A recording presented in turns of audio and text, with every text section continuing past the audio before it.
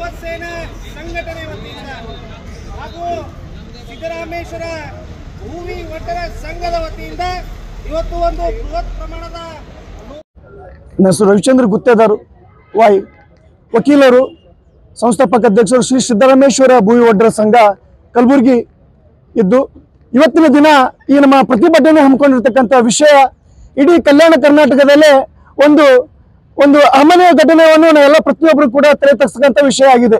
ಏನಪ್ಪಾ ಅಂತಂದ್ರೆ ದಿನಾಂಕ 17/11/2024 ಕಲಬುರಗಿ ಜಿಲ್ಲೆಯ ಚಿಂಚೋಳಿ ತಾಲೂಕಿನ ಚಂದ್ರಪಳ್ಳಿ ಗ್ರಾಮದಲ್ಲಿ ಮಾನಸಿಕ ಅಸ್ವಸ್ಥ ವ್ಯಕ್ತಿಯಾಗಿರ್ತಕ್ಕಂಥ ತಯ್ಯಬ್ ಫಕೀರ್ ಎನ್ನುವ ವ್ಯಕ್ತಿ ಮನೆಗೆ ಅತಿಕ್ರಮಣ ಮಾಡಿ ಹೊಡೆದು ಬಡೆದು ಬಲಾತ್ಕಾರ ಮಾಡಿ ಅವರಲ್ಲಿರ್ತಕ್ಕಂಥ ಅವನ ಹಣವನ್ನು ದೋಚಿ ಪರಾರಿಯಾಗಿ ಇವತ್ತಿಗೆ 10 ದಿನ ಆದರೂ ಕೂಡ ಆ ಕಾಮುಕನಲ್ಲಿ ಬಂಧಿಸಲಲ್ಲಿ ಪೊಲೀಸ್ ಇಲಾಖೆ ಸಂಪೂರ್ಣ ವಿಫಲಾಗಿದೆ. ನಾವು ಒಟ್ಟಾರೆಯಾಗಿ ನಮ್ಮ ಹೋರಾಟ ಮುಖಾಂತರ ನಾವು ಸ್ಪಷ್ಟವಾಗಿ ಹೇಳ್ತಾ ಇದ್ದೀವಿ, ಆ ಹೆಣ್ಮಗಳಿಗೆ ಇಲ್ಲಿ ತನಕ ಸರ್ಕಾರಿ ಆಸ್ಪತ್ರೆಯಲ್ಲಿ ಚಿಕಿತ್ಸೆ ಕೊಡಕತ್ತಾರ. ಇವತ್ತು 80 ವರ್ಷದ ತಾಯಿಗೆ ಇವತ್ತು ಅತ್ಯಾಚಾರ ಆಗತ್ತ, 4 ವರ್ಷ ಒಂದು ಮಗು ಕೂಡ ಅತ್ಯಾಚಾರ ಆಗತ್ತ. ಇವತ್ತು ಇರ್ತಕ್ಕಂಥ ಸರ್ಕಾರಗಳನ್ನು ಕತ್ತೆ ಕಾಯಲಾಗತ್ತವೆ ಅಥವಾ ಜಿಲ್ಲಾಡಳಿತ ಮಕ್ಕೊಂಡದು ಅಥವಾ ಪೊಲೀಸ್ ಇಲಾಖೆ ಕತ್ತಿ ಕಾಯಲಾಗತ್ತವೆ ಅಂತ ಇವತ್ತು ಒಂದು ಹೋರಾಟ ಮೂಲಕ ನಾವೇನಾದ್ರು ಆಗ್ರಹಿಸ್ತಾ ಇದ್ದೀವಿ. ಒಟ್ಟಾರೆಯಾಗಿ ಈ ಒಂದು ಹೋರಾಟ ಮುಖಾಂತರ ಆ ಕಾಮುಕನಿಗೆ ಒಂದು ಗಲ್ಲಿಗೇರಿಸ್ತಕ್ಕಂಥ ಕೆಲಸನ ಆಗ್ಬೇಕು. ಆ ಮಹಿಳೆಗೆ ಸರ್ಕಾರದಿಂದ ಒಂದು ದೊಡ್ಡ ಪರಿಹಾರ ಸಿಗಬೇಕು. ಅವಳು ಸಾವು ನೋವಿನ ಮಧ್ಯೆ ಬಿದಾರಿನ ಆಸ್ಪತ್ರೆಯಲ್ಲಿ ಚಿಕಿತ್ಸೆ ಪಡ್ತಾ ಇದ್ದಾರೆ. ಸರ್ಕಾರ ಕೂಡಲೇ ಒಂದು ಸೂಕ್ತ ಚಿಕಿತ್ಸೆಯನ್ನು ನೀಡಿ ಆ ಮಹಿಳೆಗೆ ಮತ್ತು ಮಹಿಳೆಯ ಕುಟುಂಬಕ್ಕೆ ರಕ್ಷಣೆ ಕೊಡಬೇಕು. ಇದು ಅಲ್ಲದೆ ಸುಮಾರು ಕಲಬುರಗಿಯಲ್ಲಿ ಸುಮಾರು ಪ್ರಕರಣ ದಾಖಲೆ ಆಗತ್ತಾವ. ನಮ್ಮಲ್ಲಿರ್ತಕ್ಕಂಥ ನಮ್ಮ ಸಹೋದರಿ ಇವತ್ತು ನೋಡಿ ತಿರುಗಾಡ್ಬೇಕಂದ್ರೆ ಪ್ರಾಣ ಭಯಲ್ಲಿ ಬದುಕಲಾಕತ್ತಾರ. ನಮ್ಮ 5 ವರ್ಷ ತಾಯಿ ಒಂದು ಮಕ್ಕಳು ಇಟ್ಕೊಂಡು 80 ವರ್ಷದ ಮುದುಕಿಯರ ತನಕ ನಮ್ಮ ವೃದ್ಧ ಒಂದು ಅಜ್ಜರ ತನಕ ಇವತ್ತಿನ ದಿನ ಅಶುದ್ಧರಾಗಿ ನಾವು ಕಾಣ್ತಾ ಇದ್ದೀವಿ. ಒಟ್ಟಾರೆಯಾಗಿ ನಮ್ಮ ಕಲ್ಯಾಣ ಕರ್ನಾಟಕದಲ್ಲಿ ಕಾನೂನು ಸುವ್ಯವಸ್ಥೆ ಟೋಟಲಿ ಕೆಟ್ಟಾಗಿದೆ. ಹಾಗಾಗಿ ನಮ್ಮ ಸಂಘಟನೆ ವತಿಯಿಂದ ನಾವೆಲ್ಲ ಒಂದು ಸಮೂಹದಲ್ಲಿ ನಾವು ಸರ್ಕಾರಕ್ಕೆ ಆಗ್ರಹಿಸ್ತಾ ಇದ್ದೀವಿ.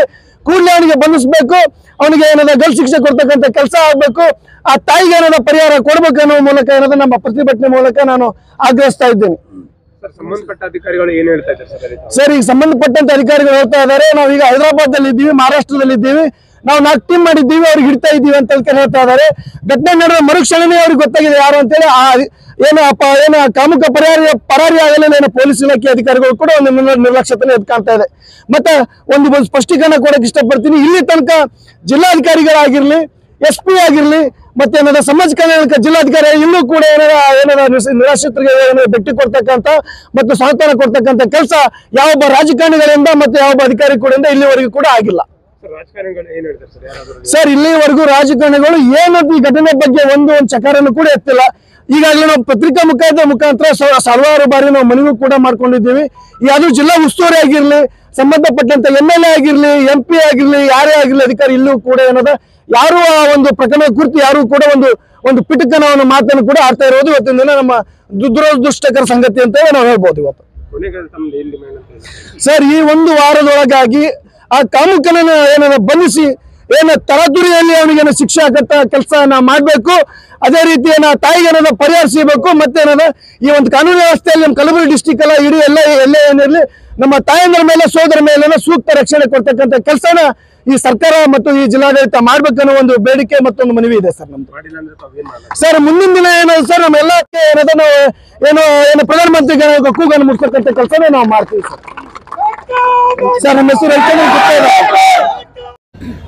ನಿಮ್ಮ ಮನವಿಯನ್ನು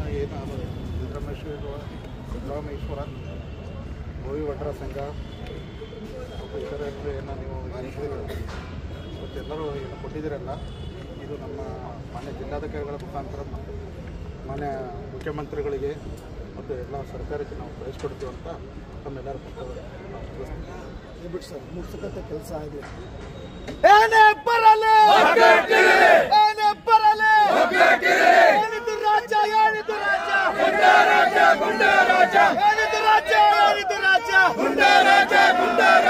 ನಮಸ್ಕಾರ.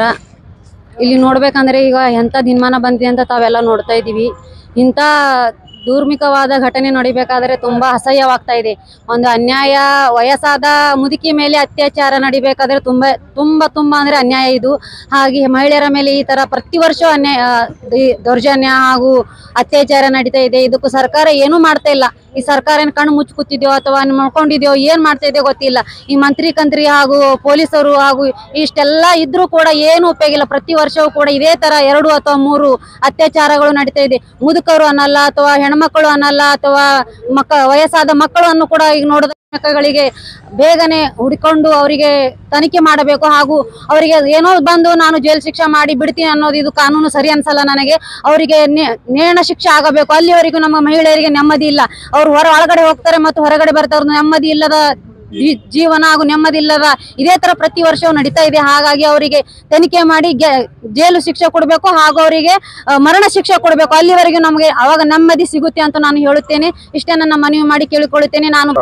ಅದು ಅಲ್ಲದೆ ಈ ಇವತ್ತಿನ ದಿವಸ ಈಗ 11 ಲೇಟ್ ರವಿವಾರ ಏನ ಮಹಿಳೆ ಮೇಲೆ ಮುದುಕಿಯಾದ ವಯಸ್ಸಿನ ಮೇಲೆ ಅವಳಿಗೆ ದೌರ್ಜನ್ಯ ನಡೆದಿದೆ. ಅವಳಿಗೆ ಏನು ಪರಿಹಾರ ಕೊಡಬೇಕು, ಸರ್ಕಾರದಿಂದ ಪರಿಹಾರ ಕೊಡಬೇಕು. ಅವಳಿಗೆ ಸದ್ಯ ಆಸ್ಪತ್ರೆಯಲ್ಲಿದ್ದಾಳೆ. ಅವಳಿಗೆ ಏನಾದರೂ ಸಹಾಯಧನ ಕೊಡಬೇಕು, ಅವಳಿಗೆ ಪರಿಹಾರ ನೀಡಬೇಕು. ಅಲ್ಲಿವರೆಗೂ ನಮಗೆ ನಾವು ಹೋರಾಟ ಮಾಡ್ತೀವಿ. ಇನ್ನು ಮುಂದೆ ನಾವು ಯಾವುದಕ್ಕೂ ಹಿಂದು ಮುಂದೆ ನುಗ್ಗದೆ ಈ ತರ ಪರಿಸ್ಥಿತಿಗಳನ್ನು ನಾವು ನೋಡೋದಕ್ಕೆ ಆಗೋದಿಲ್ಲ.